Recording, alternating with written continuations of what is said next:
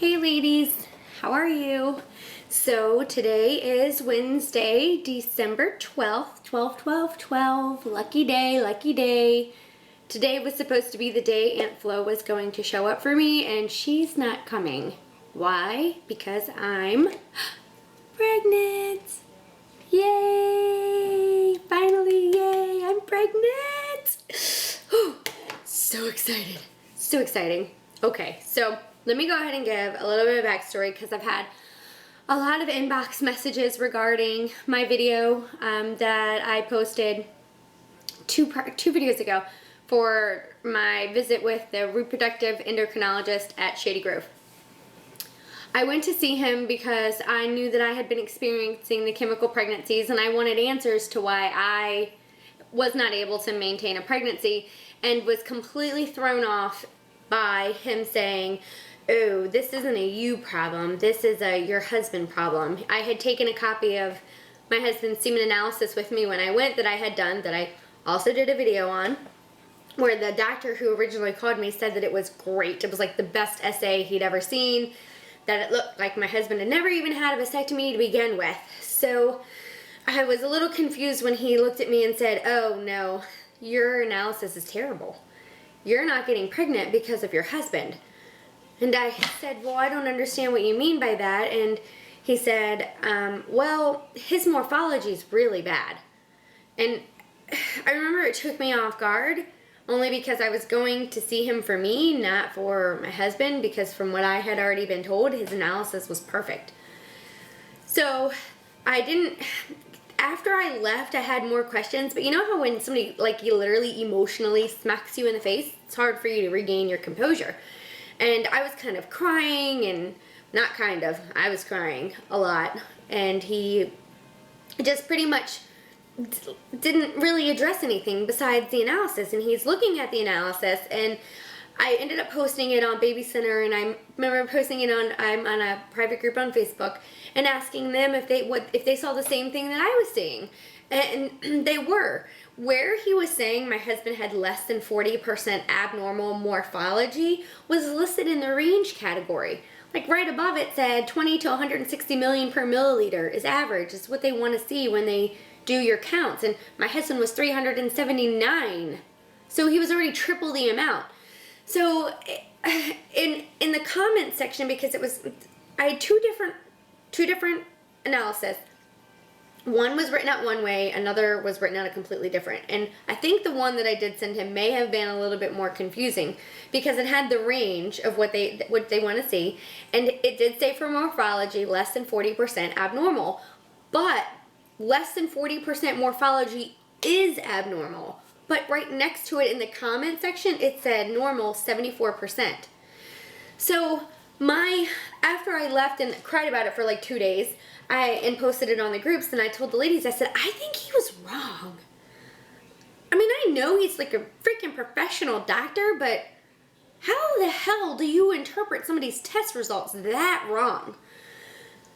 So my husband even said, okay, well, let's read the analysis together. We're not doctors, but let's use common sense and look at this. I had 379 million sperm per milliliter. I gave 3 milliliters. That comes out to 1.129 billion sperm in that one sample. And I said, yes.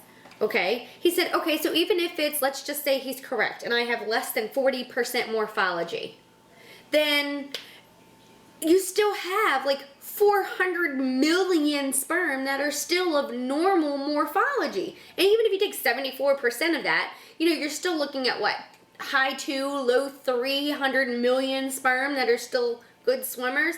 He was like, if the range is 20 to 160 million per milliliter, we're still above what they would consider a normal range. He was like, I don't know why this doctor is saying that I will never get you pregnant, unless he only looked at the morphology, he never looked at the count. I don't know. So, granted, that whole week was just sheer hell for us, and I did a lot of crying, and my anger was kind of taking over a little bit, and it was an emotional week. But the funny thing is that was the week that the baby was conceived. So, when I said screw you, Ari, in my live video, Somebody had commented and said they thought that was funny. They were crying up until the point that I said that, and then they laughed. And maybe I don't want to say screw you to him. Maybe I want to say thank you. Because he had said that there was no way that my husband was going to get me pregnant, we let go that week. So all of the sex and stuff that we had wasn't scientific. It wasn't, we can't do this, we can't do that, we can't do this, we can't do that. Like, none of that took place. It was just, you know, I know that there was one night in particular that all the rules went out the window. All of them. About what you can and can't do when you're TTC. The only other thing I did different this month was I was taking Fertilade and Fertile CM, and I had gone to the doctor on Monday. On Tuesday, and I was using the AviQ fertility monitor as well. And let me tell you, I love that thing. So my AviQ fertility monitor was kind of saying it thought I ovulated on Monday, but we'd already been baby dancing anyway. And I didn't actually ovulate on Monday because the next morning my vaginal readings had still been dropping, and with that you want to see, it's a lot like your basal, you want to see it come down and then it spikes to confirm ovulation. And with my vaginal readings, that's what it was doing, but I had a wonky one on like cycle day 8 that was really low. So they were it was kind of trying to say on that day that I ovulated, or not that day, but that was gearing me up to ovulate. So when it confirmed ovulation on Monday, I thought that was odd.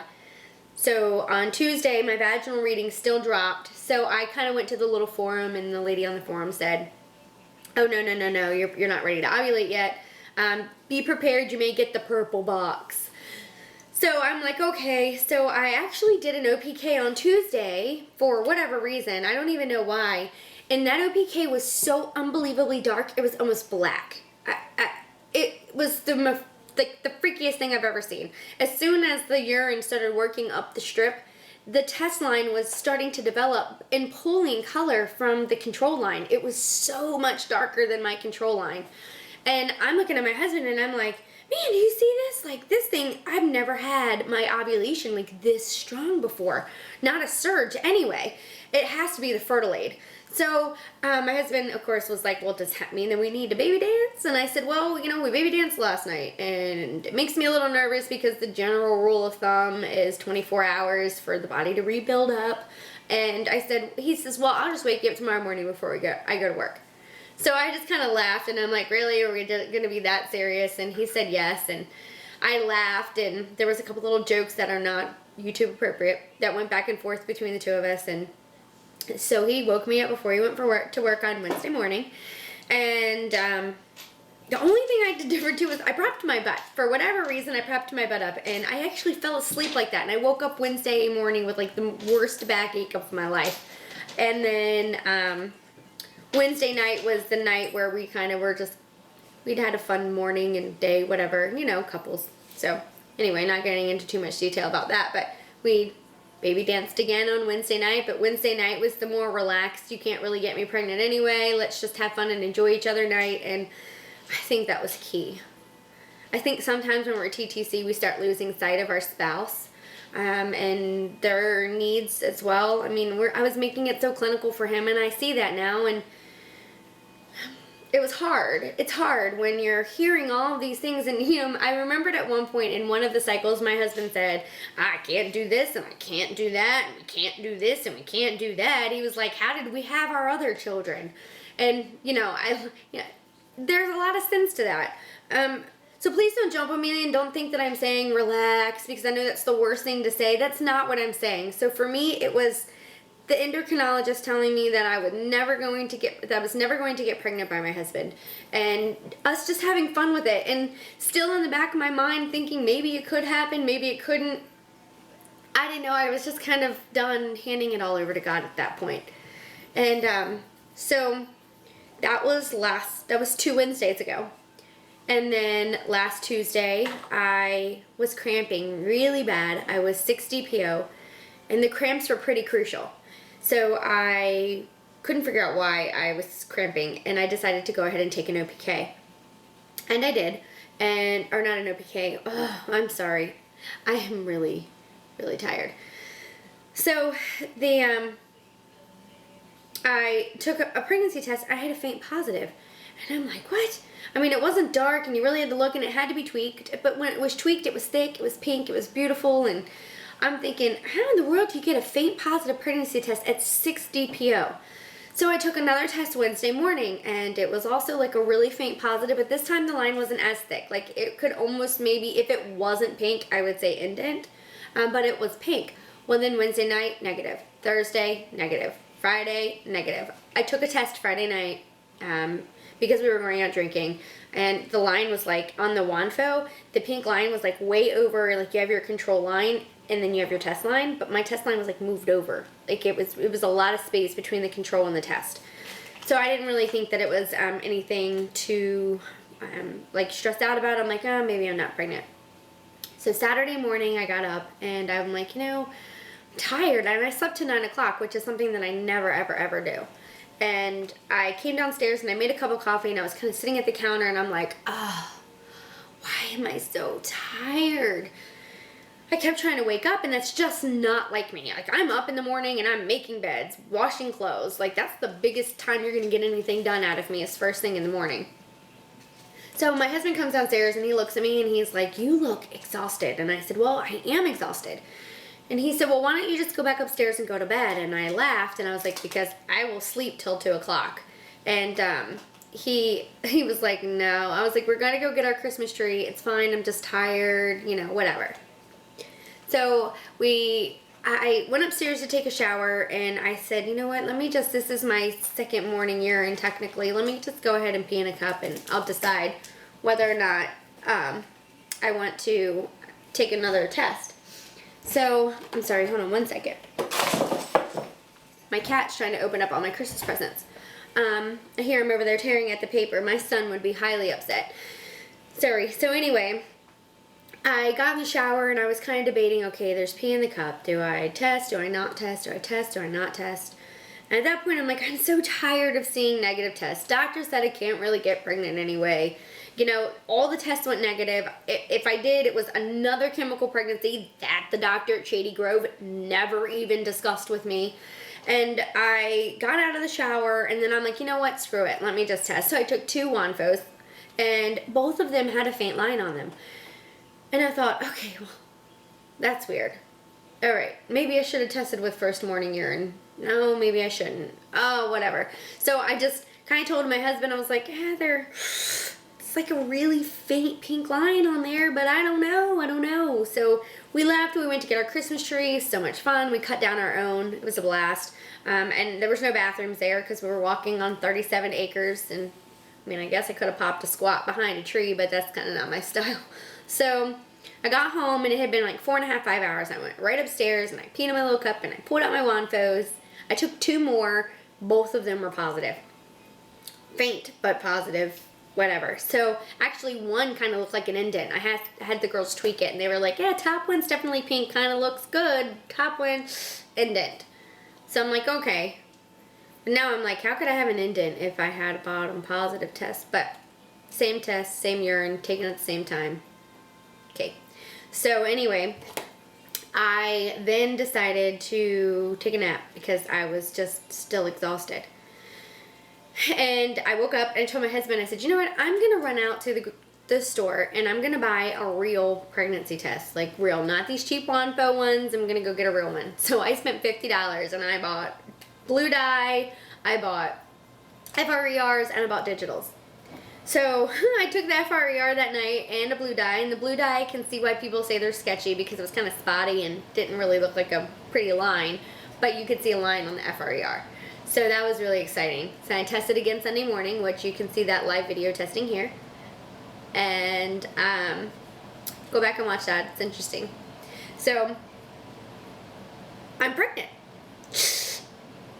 Ah! Yay, I'm pregnant. Okay. So symptoms. Symptoms this month at 4 weeks are waves of nausea. That started yesterday. Cravings today. I wanted pancakes, didn't have any syrup.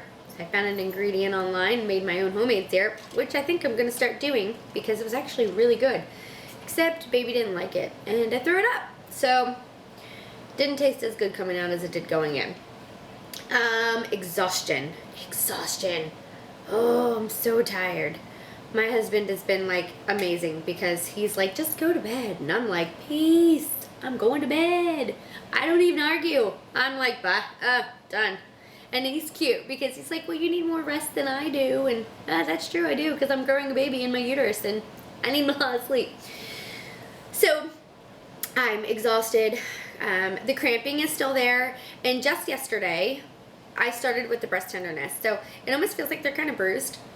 Like they're bruised on the inside. I don't really like that too much. They're sore. So they're...